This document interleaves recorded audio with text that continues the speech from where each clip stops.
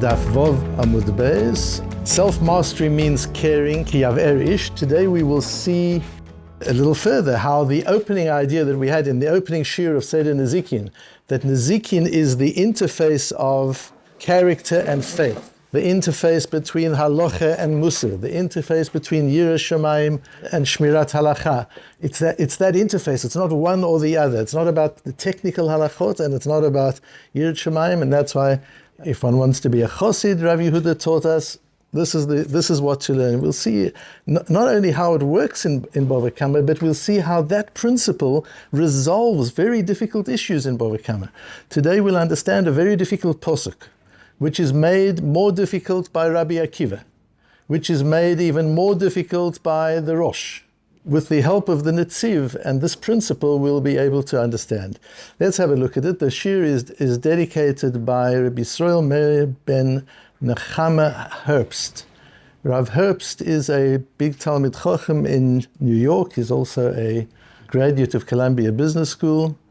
He's the son-in-law of Rav Twersky from Chicago, and has been an avid follower of the Matmonim since he discovered them, and has sent me some beautiful comments and additions. May he and his family experience success in all they do. His name is so beautiful for today. Yisrael Meir ben Nechama. May the Rebbeinu Shalom bring light to Yisrael, and there should be a Nechama for those who've suffered during this time. What a name to dedicate a shir to. Okay, the posuk. So you remember that in Gittin and Kiddushin we spent almost all the time in two Masechtas on one posuk in the Torah. Here, this is one of the, for Bava Kamma, this is one of the key psukim in Mishpatim. Ki yav'er ish sadeh or cherem. If a person destroys a field or a vineyard, v'shilach et be'iro, by sending his cattle, uvi'er b'steh acher, who land up grazing in the field of another, meitav sadeyu umeitav karmo yishalem, he should pay using the best of his fields and his vineyards. What does that mean? Says Rashi, ki yav'er yolich behemotav b'steh v'charem shechavero v'yazik oto. He sends his cattle to graze in other people's fields. Ba'achat mishtei ele, or b'shuluch b'iro, or b'viur, either by the actual sending, in other words, the animal tramples on the fields, or the animal eats the fields and consumes the fields. That's shein and regel, two elements of shor. There are three dimensions to shor, to the nezek of an ox. He can damage, unusually, but still does so with his horns. He can gore, and he's completely natural. It's completely natural for him to damage by trampling and by grazing. ופי רבותינו שלוח הוא נזכה מדרך כף רגל וויר ונזכה השן האוכלת ומבארת. בשדה אחר, בשדה של איש אחר, says Rashi. You wouldn't really think it's necessary for Rashi to emphasize this. This is the field belonging to another person. Of course, what would we think? It's one of his fields, another field of his? Of course it's a field belonging to another person. Why is Rashi emphasizing that? Meitav sadeh yishalem, what does that mean? Rashi brings a conclusion of our Gemara. Shamin et hanezek. So let's say he lands up, he's obligated to pay a certain amount of damages. He messed up an entire field, and he's got to pay thousands and thousands of dollars of damages, and he hasn't got cash. So then we take his property. If he wants to pay his debt of damages using property, yeshalem lo mimeitav sadotav. He's got to realize the value of the best of his properties. If he's got a property in Arkansas, and he's got a property in Baltimore, and he's got a property in New York City, he can't say, well, I'll sell the one in Arkansas. You sell the one in New York City. Why? He's going to pay the right amount of money. Who cares how he realizes the cash? Says Rashi. There's an important global principle here. There's another cosmic principle. Yesterday we learned a cosmic principle about how bad thoughts can bounce back onto a person. There's a limedcho akosuv. The Torah is teaching you a cosmic principle. Shahanizakin shamin lahem beidis. Really? That's a cosmic principle? That when you pay damages, it's got to be paid from the best of your property. Now let's go into our Gemara. So the Gemara is on this posuk. Meitav sadeh or meitav kamma yishalem.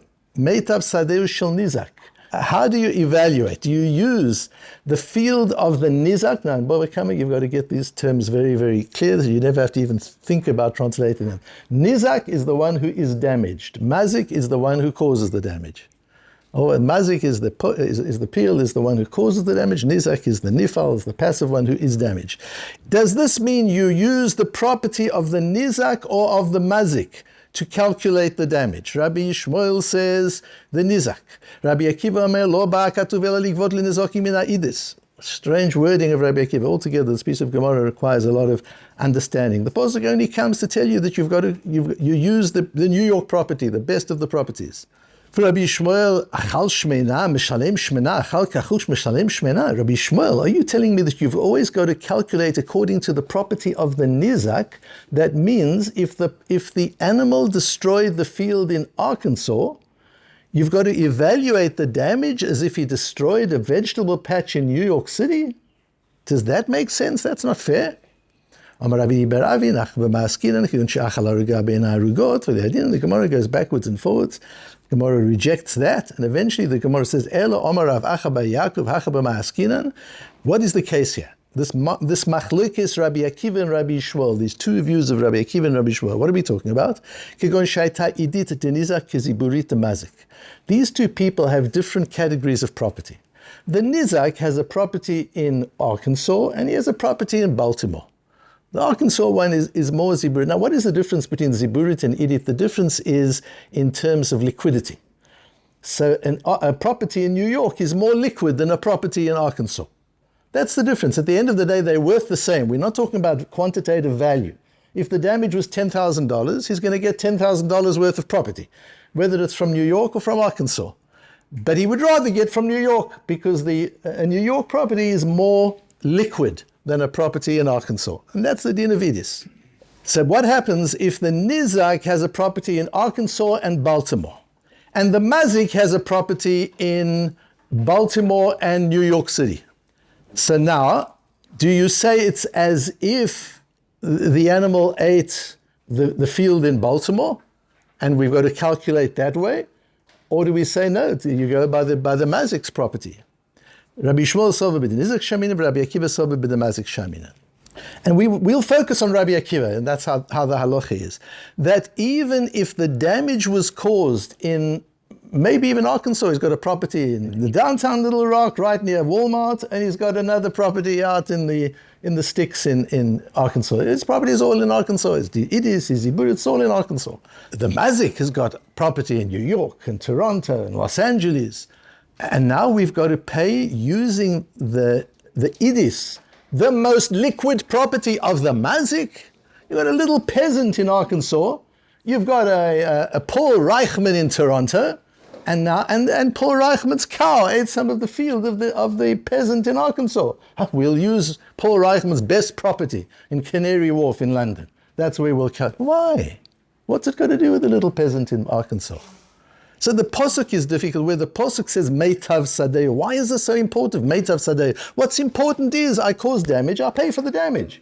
Who cares where the money comes from? Who cares what asset I realize to pay for the damages? We see this an element in the source of the money. Where is the money coming from? What is the source of the money? If you're not paying, cash is the best, because then he can do what he wants with the cash. But if you're giving him property, it's got to be idis. Why? Comes the Gemara, comes Rabbi Akiva and says, and it's b'demazik shaymina.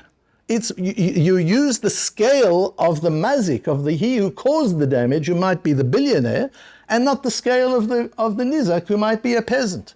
Why? These things just don't make sense. This is the kind of Gemara that I literally didn't sleep last night, literally, because you learn this Gemara and how can you sleep? I mean, it makes no sense. It just doesn't make sense. It doesn't make moral sense. It doesn't make ethical sense. It doesn't make philosophic sense. It doesn't make legal sense. And it's a pasuk in the Torah. How can you go to sleep believing there's a pasuk in the Torah? That is absurd. So you learn the Gemara. The Gemara is even more absurd. So you learn the Rosh. Says the Rosh, what happens? An interesting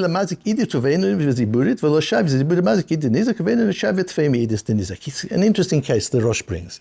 So now the Nizak has got his two properties in Arkansas, and the Mazik, yes, he's got something in New York, but he's also got a medium property in Baltimore, and he's got property also in Arkansas. He's got all three. If he would pay with the property from Baltimore, wouldn't that be like it is for the peasant in Arkansas? My goodness, I've got a property in downtown Baltimore. Whoever dreamed I would have such a thing? He should be delighted. No, says the Rosh. There's a day that says, Afilu hachi yahivle idit. You've still got to pay from your property in New York. Baltimore's not good enough.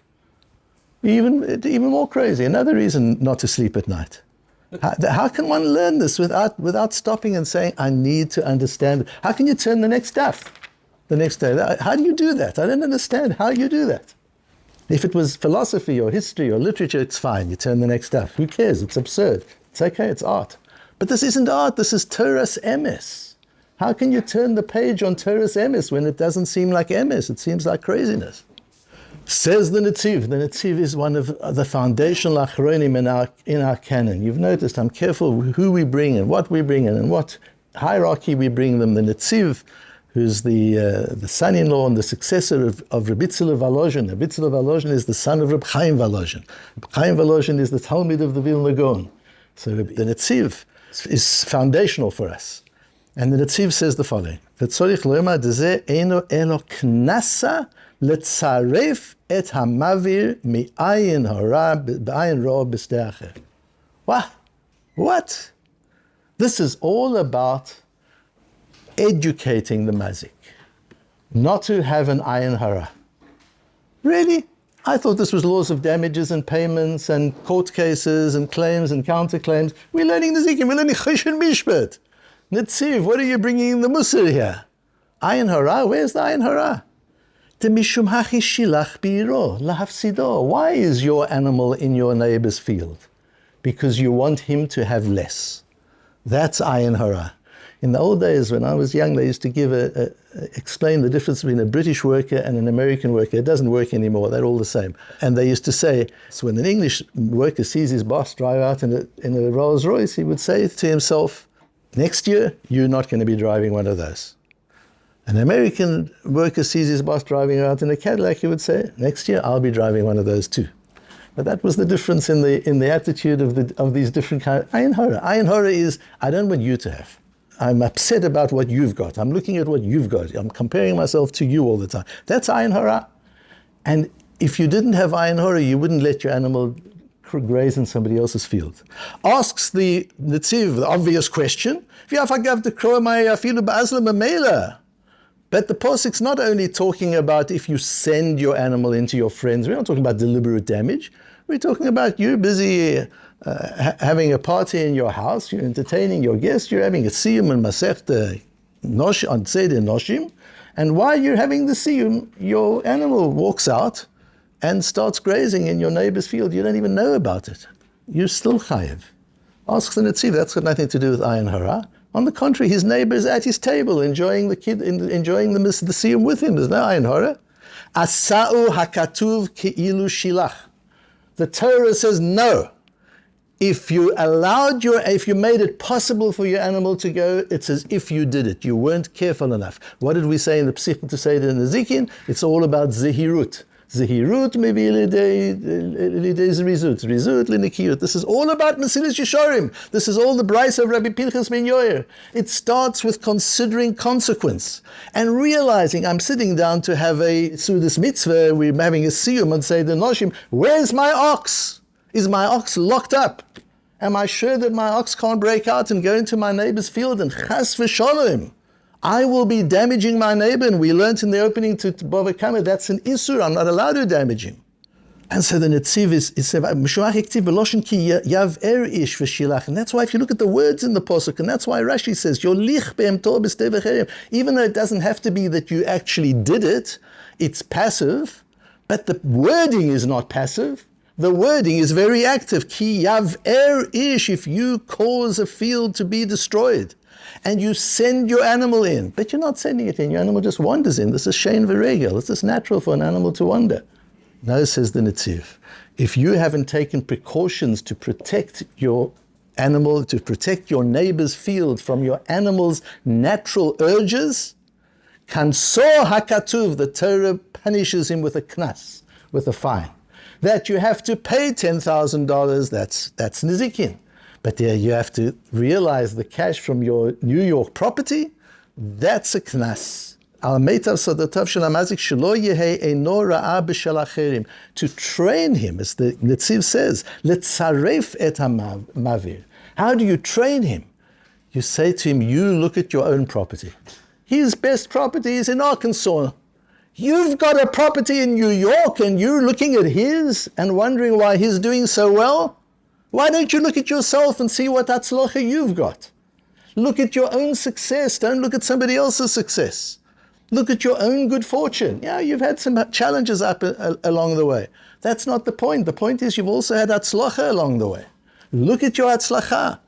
Pay out of Idis to focus your mind on what you've got, not on what he's got. Because that's ayin hara. When you focus on what other people have got, that's ayin hara. And says the Netziv, we're training him, says not to have an ayin hara, not to use it. Even though he didn't do it deliberately, says the Netziv, subconsciously. If you really valued your friend's property, your ox would not have been roaming around free while you were having the siyum. If you were having the siyum and he was roaming around free, deep down in your subconscious, I mean, this could be Rabbi Yisrael Salanta speaking, not the Rosh Yeshiva of the Netziv of Aloj. If you, deep down in your subconscious, you don't care enough about his property. And that's why the Gemara says in Bava Basra, when a person's field is at its height, it's looking beautiful, don't stand nearby it. Don't go there. Says Rashi, because it's almost impossible that you won't give an ayin hara, that you won't notice how well he's doing. Guard yourself, protect yourself from resenting the success of other people. That's what this posuk is about. That's what this piece of Gemara is about. That's what Rabbi Akiva is about. That's what the Rosh is about. And therefore says the Rosh, you've always got to look at the best, whether you're looking at the best of the Nizak or the best of your own, as a machlokes Rabbi Shmuel and Rabbi Akiva, but always look at the best, always see the hatzlacha. And the Chizkuni on the next page, commenting on Rashi, this limedcha hakatuv shanazikin shamin lahem beidis. The Chizkuni is about 150 years after Rashi, and he explains a lot of Rishonim on the Psukim, but Rashi particularly, and explaining this pasuk where Rashi says this is a cosmic principle, limedcha hakosuv. Hainu tamed adam rotze bekav shelo yoter mekavim shel chaveiro v'od sharei shelo mezuman leva'od kedei lahazhiro shelo lahazik et chaveiro. So as to train this person not to cause damage to your friend, to protect your property, to guard your property, to be careful about your property. And if that's what you've got to do with your oxen and with your cows and your sheep, you've also got to do it with the animal inside each of us. We are all shepherds of wild animals. There's a wild animal in all of us that acts instinctually, that is driven by a survival instinct, that can easily become jealous and resentful. We've all got that part of us. We've got to be a shomer. Nizikin is about being a chosid. It's not only about how you manage your finances. That the world could do, as the Ramban says, and the Goyim are required to make laws, Chosh and Mishpat laws. We could have done that without the Torah. We would have made laws of how to pay damages and how to compensate. That's not what the Seder Nizikin is about. Seder Nizikin is about how to be a chosid in the way you run your business, and even more important, in the way you run yourself.